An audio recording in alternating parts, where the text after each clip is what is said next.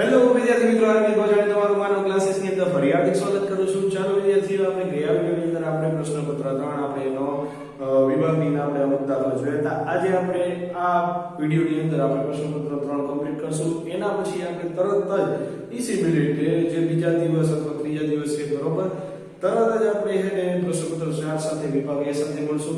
તો ચાલો ફટાફટ આપણી ચેનલ લાઈક કરી નાખો, શેર કરી નાખો, સબસ્ક્રાઇબ કરવાનું ભૂલતા નહીં કે જેથી તમને આપણા બધા લેટેસ્ટ વિડિયો તમને મળતા રહે.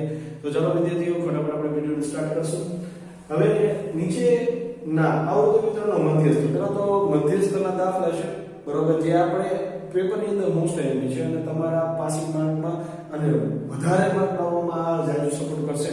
તો મધ્યસ્થ 28.5 દે દીધું, કુલ આવૃત્તિ 60 દે દઈએ તો આ આવૃત્તિ તમને દે દીધી. આપણે x અને y ની કિંમત શોધવાની છે. તો હવે વિદ્યાર્થીઓ ખાસ ધ્યાન દેજો, આપણે x અને y ની કિંમત શોધવાની છે. તો આ બે કોષ્ટક જેમ જ રહેશે. તો અહીંયા આપણે સંચય આવૃત્તિ CF આપણે શોધશું. તો CF એટલે કે પેલા 5 ના 5 જ લખો. હવે 5 માં x ઉમેરો તો 5 x. હવે 5 માં 20 ઉમેરો તો 25 x ના x જ રાખવાના. અને 25 માં તમે 15 ઉમેરશો તો 40 x રાખવાના. અને 40 x y થઈ જશે. અને આમાં 5 ઉમેરો તો 45 x y થઈ જશે. હવે ખાસ કરી આમાં ખાસ ધ્યાન દો. હવે મધ્યસ્થ આવૃત્તિ કોને મળે? જેમાં આમાં આવૃત્તિ મોટી હોય એ તમારી મધ્યસ્થ વર્ગ તમારી થશે, બરોબર. જેની આવૃત્તિ મોટી હોય એ મધ્યસ્થ વર્ગ થશે. હવે આપણું જે સૂત્ર જે છે, પેલા એ સૂત્ર લખવાનું m બરાબર l પ્લસ n ના છેદમાં 2 માઈનસ cf ના છેદમાં f ગુણ્યા h. હવે સૌપ્રથમ પેલા આપણે બે આવૃત્તિ શોધવાની હોય તો એક સમીકરણ બનાવવામાં આવે છે. તો જો આ જે નીચેનો સરવાળો આવે છે ને, એને 45 x y બરાબર કુલ આવૃત્તિ થશે કેટલા? 60.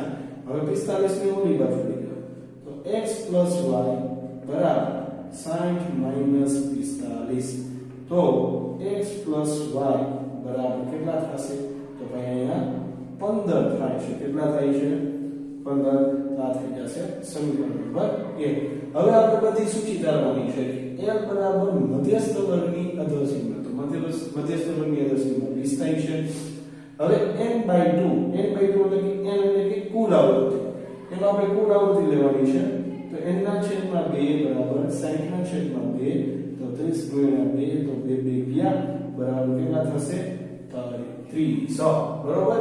હવે cf એટલે કે મધ્યસ્થ વર્ગની આગળની આવૃત્તિ. 25 x છે એની આગળની આવૃત્તિ શું થશે? 5 x. હવે f એટલે કે થશે 20. અને h એટલે કે કેટલા? 10 નો ગેપ છે તો 10. તો હવે આ બધી વસ્તુને આપણે અહીંયા મૂકીશું કે ભાઈ m બરાબર આપણી પાસે જો આમાં ઈ નહીં ભૂલવાનું. m બરાબર આપણી પાસે 28.5 છે. એની સૂચિ બનાવતો ભૂલવાની થતી નથી કે જેથી આપણા દાખલાની અંદર લોચા પડે નહીં. હવે m બરાબર આપણી પાસે કેટલા છે? 28.5 અધોસીમા 20, બરોબર. હવે n ના છેદમાં 2 તો 30, બરોબર. cf શું છે? તો ભાઈ 5 1. એને જો અહીંયા ફરજિયાત કાઉન્સમાં મૂકવું. કાઉન્સ વિના મૂકશો દાખલો અહીંયા જ કરો. કેમ કે એના આગળ માઈનસ છે. કાઉન્સ કોચો એટલે નિશાની વાળા નામની બદલી જાય છે. એ પર ધ્યાન રાખવાનું. f બરાબર આપણી પાસે કેટલા છે? 20. અને અંતર એટલે સોરી વર્ગ લંબાઈ જે છે એ કોણ 10 છે. ચાલો હવે ખાસ ધ્યાન દો.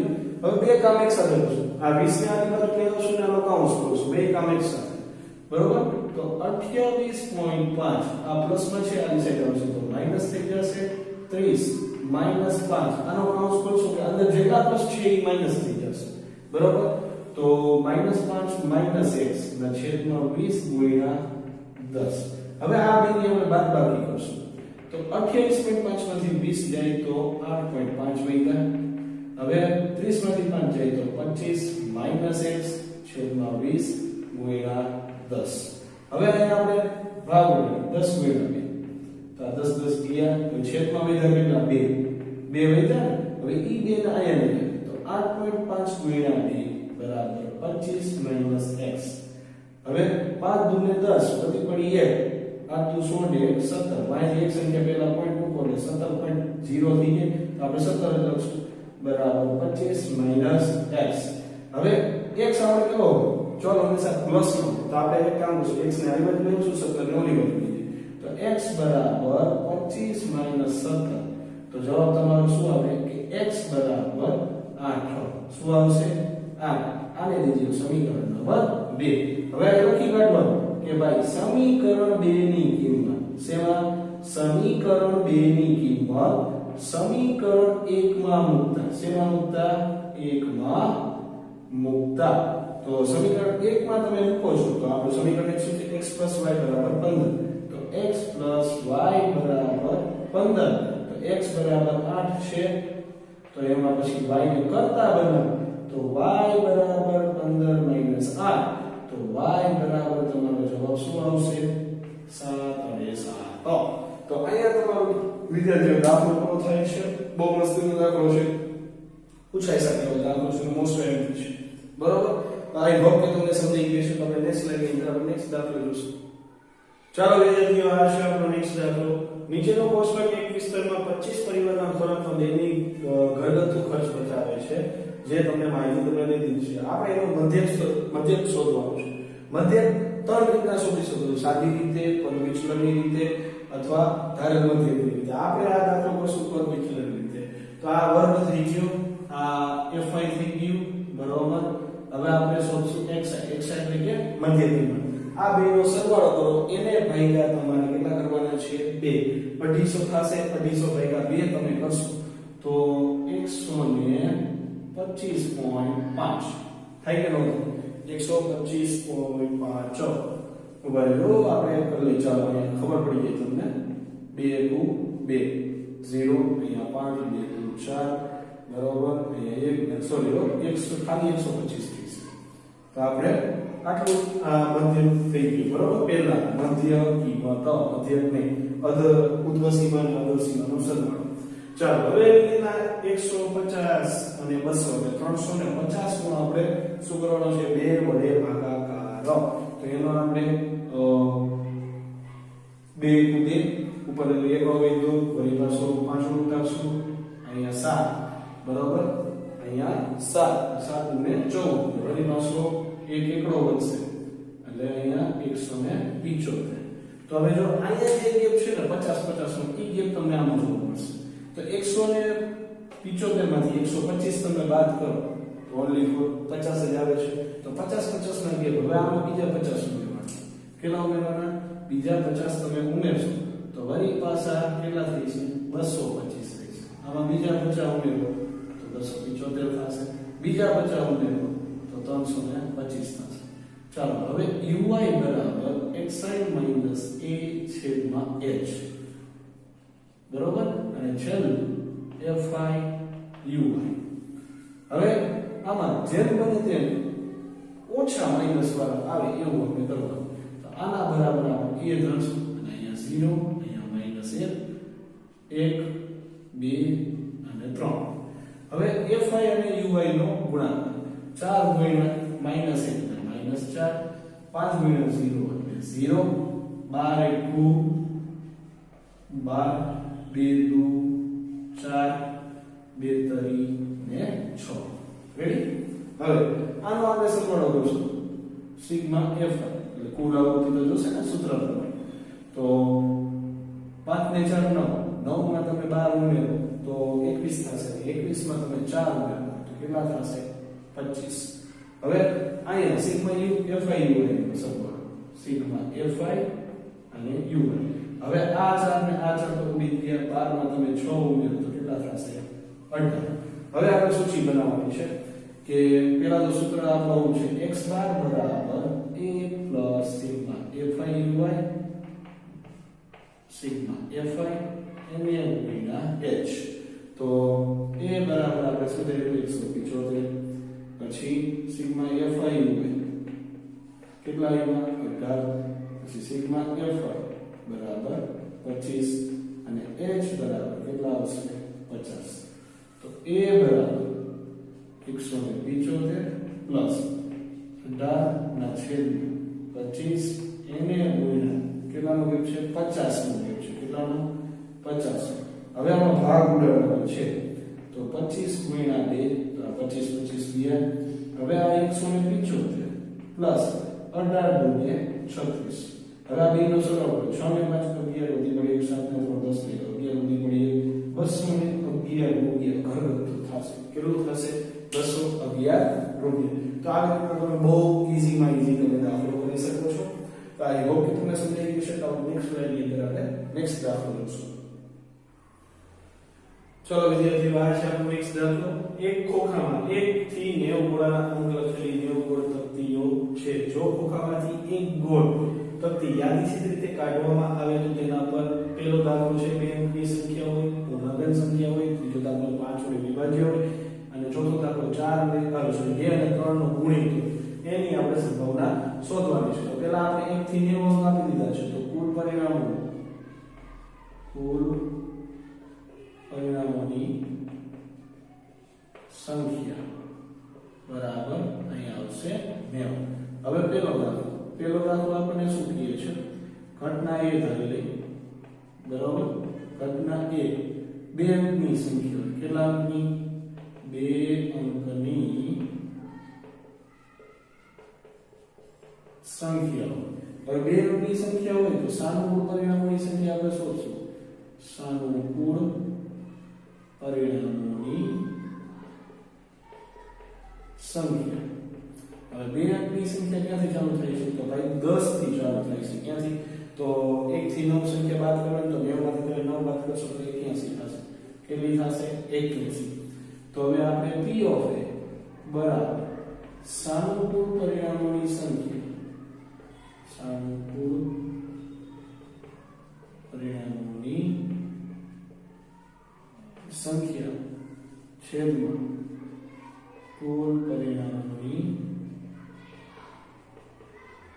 સંખ્યા. હવે સાનુકૂળ પરિણામોની સંખ્યા 81 અને આમાં 90. હવે 90 ગુણ્યા 90 સોરી 81 અને 10 ગુણ્યા 90 9 ગયા તો જવાબ પેલો તમારો શું આવશે? 9/10. રેડી? હવે એવી રીતના ઘટના B ધારવાની છે. પૂર્ણાંક સંખ્યા એટલે લખો ઘટના B પૂર્ણાંક સંખ્યા હોય. બરાબર, પૂર્ણાંક સંખ્યા. તો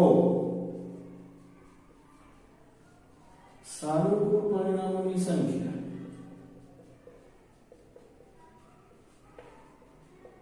તો પૂર્ણાંક સંખ્યા તો 1 નો ઘન 1, 2 નો ઘન 8, 3 નો ઘન 27, 4 નો ઘન 64 અને 5 નો ઘન 125. આપણે 125 એમથી વધી જાય છે એટલે 4 સંખ્યા આવશે. રેડી? તો હવે આપણે અહીંયા P of B લખવાનું છે. તો P of B બરાબર 4/80. સોરી 90. બરોબર, 4/90 ભાગ ઉડશે તો ઉડે જ છે. શું કામ? કેમ કે જો અહીંયા 2 ગુણ્યા 2 અહીંયા 45 ગુણ્યા તો 2 ગયા તો જવાબ શું હોય? 2/45. કેટલો આવ્યો? 2/45. હવે ત્રીજી સંખ્યા એટલે સોરી ત્રીજો દાખલો. તો ત્રીજો દાખલો શું કહે છે? ઘટના C. તો ઘટના C બરાબર 5 વડે વિભાજ્ય હોય. બરોબર? તો સાનુકૂળ પરિણામોની સંખ્યા. સાનુકૂળ પરિણામોની સંખ્યા તો 5 નો ઘડિયો બનવાનો છે. ક્યાં છે? 90. તો ભાઈ 15 50 75 થઈ જાય છે. 15 16 50 80 17 50 85 ના 18 50 90. તો તમારા સાનુકૂળ પરિણામોની સંખ્યા કેટલી થઈ? 18. અહીંયા 18 આવશે. તો અહીંયા આપણે P of C લઈશું તો 18/90 કેટલા થશે? 18/90. તો આપણે ભાગ ઉડાડવાનો થાય છે કે 18 × 90 18 બરાબર 1/5. કમ્પ્લીટ. ચાલો હવે ચોથું ઘટના D બરાબર ઘટના D. હવે ઘટના D ની વાત આપણે કરી તો સંખ્યા 2 અને 3 નો ગુણિત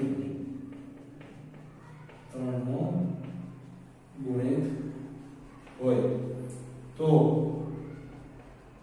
સાનુકૂળ પરિણામોની સંખ્યા 2 અને 3 નો ગુણ્યો એટલે 2 ગુણ્યા 3 એટલે 6 નો ગુણ્યો તમારે થશે તો 6 નો ગુણ્યો તમારે અહીંયા બોલવાનું છે કે 90 લગી 90 થી નાની સંખ્યા હોય ત્યાં તો આપણે જો 16 6 96 તો વધી જ જાય છે 15 96 આમાં તમારો જો 16 છે 15 બરોબર 15 96 થાય છે 6 6 વાળી લાઈન પકડવાની તમારે ખાલી છકડાની આડી લાઈન બરોબર તો P of D બરાબર સાનુકૂળ પરિણામ સંખ્યા 15 ને અહીંયા લખવાનું 15 ગુણ્યા 6 15 15 ગયા તો બરાબર 1/6 તો આ જવાબ તમારો 1/6 આવી ગયો તો ચાલો વિદ્યાર્થીઓ આઈ હોપ કે તમને આ 4 માર્કનો મસ્તીનો દાખલો તમને લોકોને સમજાઈ ગયો છે તો આપણે નેક્સ્ટ સ્લાઇડ ની અંદર આપણે આ અસાઇનમેન્ટનો આપણે લાસ્ટ દાખલો જોઈશું તો ચાલો વિદ્યાર્થીઓ આજે આપણે નેક્સ્ટ દાખલો સરખી રીતે છે પહેલા 52 પત્રના ઢગલામાંથી એક પત્તું યાદચ્છિક રીતે પસંદ કરવામાં આવે છે તે પત્તું કાળીનું હોય બીજું કાળા રંગનું હોય ત્રીજું રાજાનું હોય ચોથું લાલી રાણી હોય તેની આપણે સંભાવના શોધવાની છે હવે 52 પત્રની વાત કરીએ તો કુલ પરિણામોની સંખ્યા 52 થશે અહીં લખો કુલ પરિણામોની સંખ્યા એટલે કે 52 રેડી હવે કુલ પરિણામોની સંખ્યા 52 થઈ તો પહેલો દાખલો આપણે લઈશું શું છે કાળીનું હોય ઘટના એ કે ભાઈ પત્તું કાળીનું હોય તો કાળીના પત્તા 13 હોય કે ન હોય બરોબર તો સાનુકૂળ પરિણામોની સંખ્યા સાનુકૂળ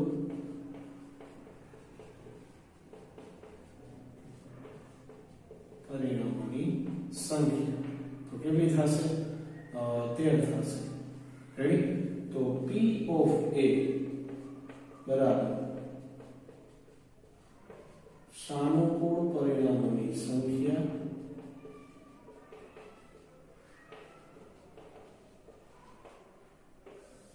એના છેદમાં કુલ પરિણામોની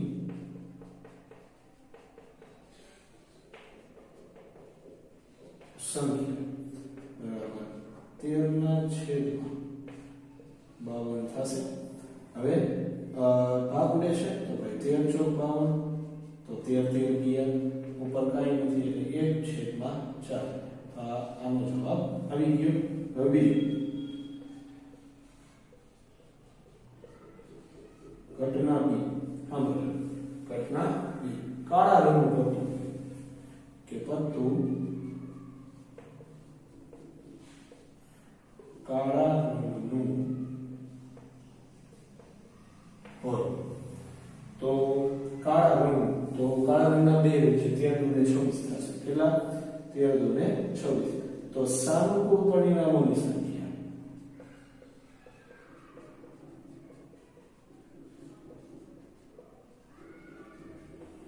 એટલે કે કેટલા થશે 26 તો P of B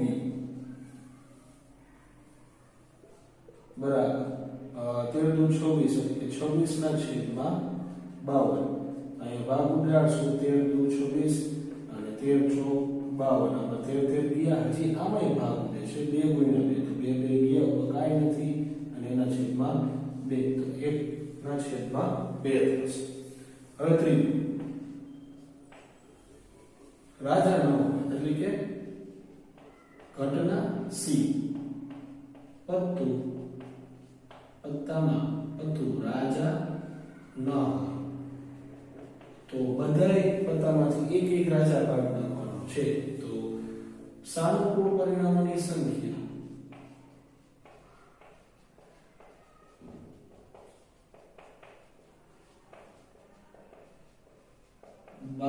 માંથી 4 બાદ કરવાના તો કેટલા થશે 48 થશે બરોબર 48 થશે તો P of C બરાબર 48 ના છેદમાં 52 રેડી હવે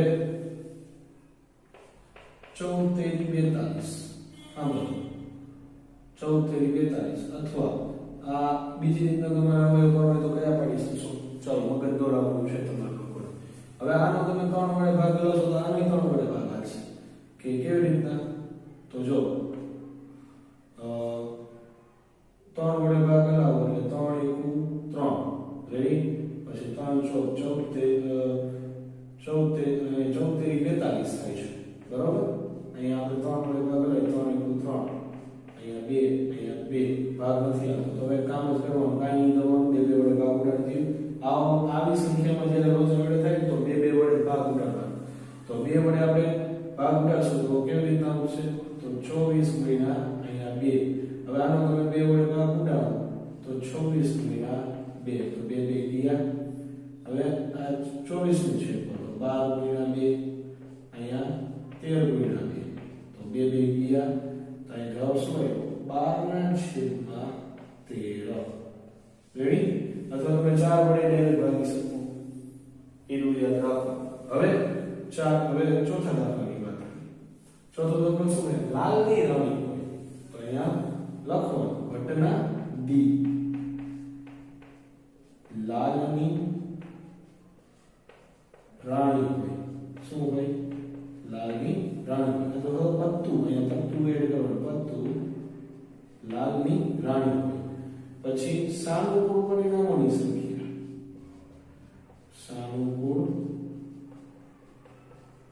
પરિણામોની સંખ્યા એટલે કે લાલની રાણી એક જ હોય છે તો એક જ આપણે લખવાની થશે. હવે P of D બરાબર 1/52 તો આ એનો જવાબ આવશે. તો ચાલો વિદ્યાર્થીઓ આઈ હોપ કે તમને આ દાખલાની અંદર બધી વસ્તુ સમજાઈ ગઈ છે. તો ફટાફટ આપણી ચેનલ લાઈક કરો, શેર કરો, સબસ્ક્રાઇબ કરો ભૂલતા નહીં. અને તમને સ્ટાન્ડર્ડ ટેસ્ટના પણ તમને પ્રશ્નપત્ર 2 ના પણ તમને અસાઇનમેન્ટના સેક્શન સી ના પણ તમને વિડિયો તમને જોવા મળશે. તો આપણે ફટાફટ આપણી ચેનલ લાઈક કરો, શેર કરો, સબસ્ક્રાઇબ કરવાનું ભૂલતા નહીં કે